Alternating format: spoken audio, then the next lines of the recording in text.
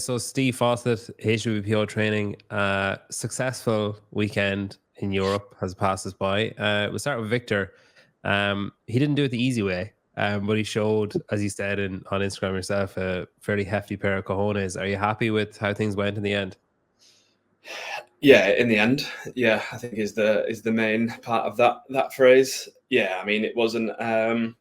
We knew it was going to be a tough start. I think I'd said it on the show before Europe with the running event. We knew we were going to hit that event and be climbing from there.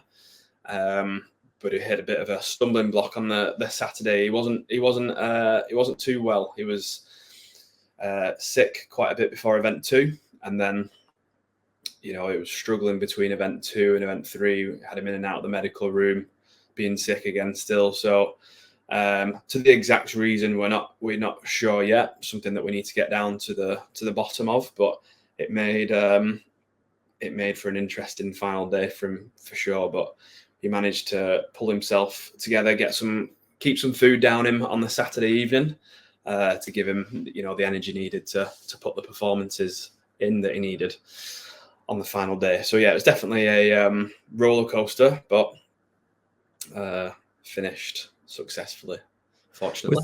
With someone like him, he's obviously relatively new to the sport and hasn't, reached that top level until now, really. Is it tricky with someone like that to manage a situation like that when they haven't been through the rigors of competition at that level before and maybe haven't suffered those kind of frustrations and don't have the tools to deal with that yet? Is there more onus on you to be involved then? Yeah, I think there's a lot in that where he is then just trusting and relying on more experienced people to give him the right direction and help him make the right decision. And then, like I said, just trusting that is the right thing to do. And I think he will have learnt a lot from this weekend just gone, knowing of like what he can go through and what he can still do in terms of what performances he can still do. He kind of went through a similar thing last season. I know I didn't coach him last season, but where he didn't have a great start and then was trying to to pull it back as the weekend went on and then finished really strong. So I think that experience he had last season helped, but I think he just added to that this weekend, just gone with, feeling that he can still like rise to it when there's adversity and still like step up to the occasion. I think he's going to take a lot of confidence on that, hopefully going into the games, but more so, for the rest of his career. Jacqueline then made it back. Skin of her teeth in the end. It was very dicey between basically 8th and 12th place, more or less, on the female leaderboard as well. Fairly tightly packed. Are you happy with how everything went there? Would you have rather her be further up above the line, or are you kind of just satisfied once she's through? Yeah, I mean, I think in the weekend, I think everyone would rather have their athlete, at the top and safe all the way. But rarely is that ever the case, So, yeah, look, I think going into the event 6, there was a bit of comfort in terms of a cushion of points. I think it was around 30 or so, if I remember correctly. So, it wasn't as, I know she came 10th and she got the last spot, but in terms of the points distribution, it was more comfortable than it might appear. But, that given said, anything, as we found out in the men's side, can happen in that last event, and anything can, any rankings can swap. So, she executed, she showed that from the experience she's got, she can keep her head cool.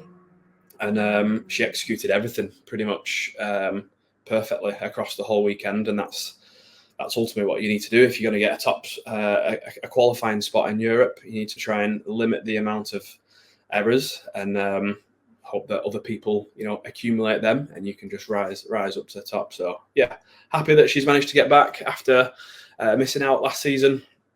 Back where she belongs.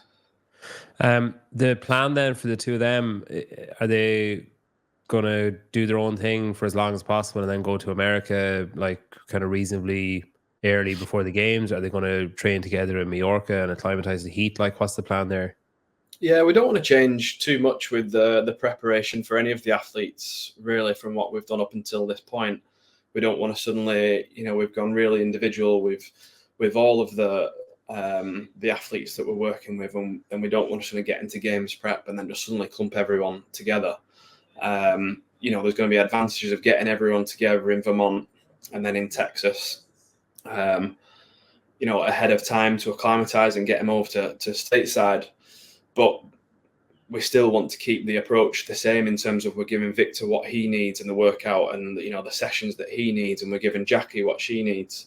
And then just let them come together now and again to get that little push.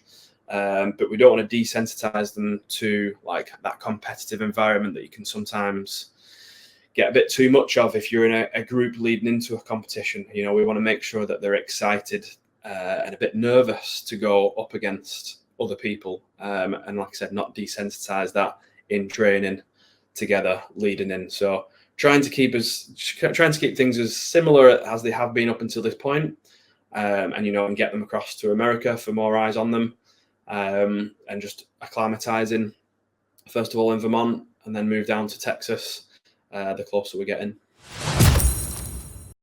Jami, a training plan update after Leon. We'll start off with the good. So Henrik Happalainen, another fantastic semifinals performance. One of the things I really noticed about him is he looked very confident.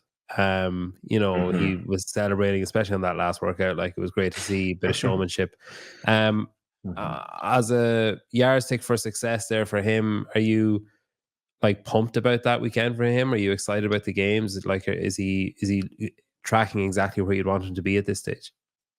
Yeah, I mean, if anyone who's followed the semifinals for the last 3 years, I mean, he's doing great. He's finishing on podium each year at the semis. And he really came in with confidence. He was like, with these events, I think I can win the semis.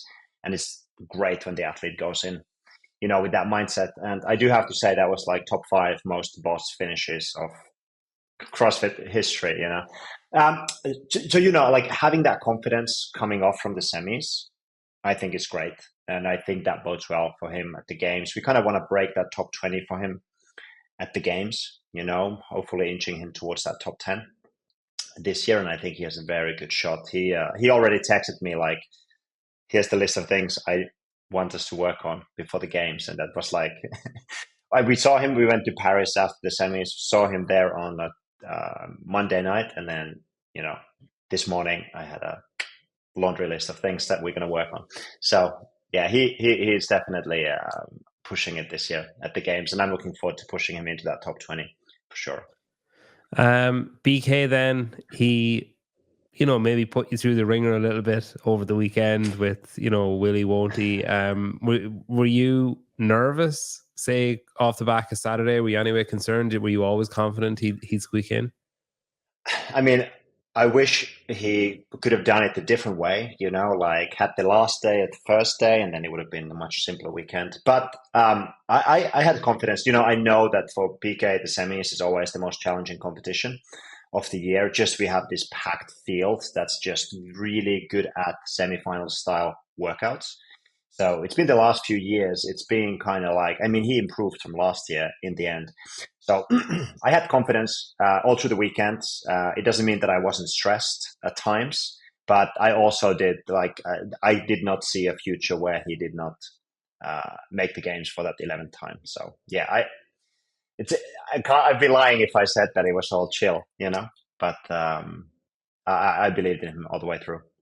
Do you think we're going to see that consistently over the semifinals, that there will be people, because of the nature of the order of the workouts, the fact that there's only one on Friday, that people will be finishing up Saturday like well outside the top 10 and then finishing inside it with half the points available on Sunday? Yeah, I mean, who was it? Callum Clements, like in Europe, who just came from out of nowhere and just crushed the final day and made it through. I'm not.